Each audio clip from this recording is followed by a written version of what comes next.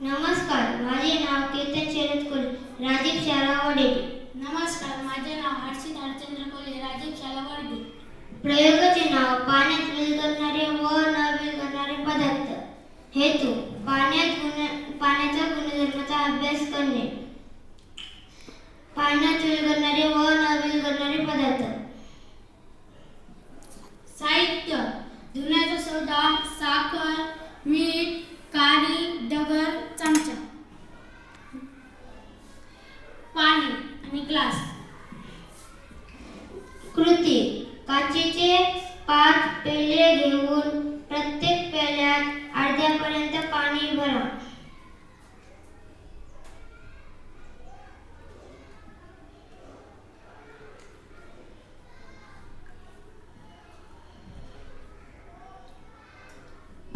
प्रत्येक पेल्यात थोडे थोडे प्रमाणात धुण्याचा सोडा, साखर, मीठ, लाकडाची काठी, दगड, चमच्याने हलवून.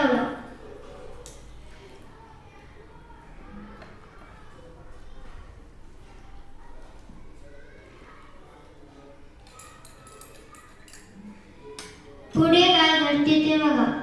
निरीक्षण: पाण्यात दिसेनासे झालेले पदार्थ. धुण्याचा सोडा, साखर, मीठ. निरीक्षण: पाण्यात तसेच राहिलेले पदार्थ. लाकडाची काडी, दगड.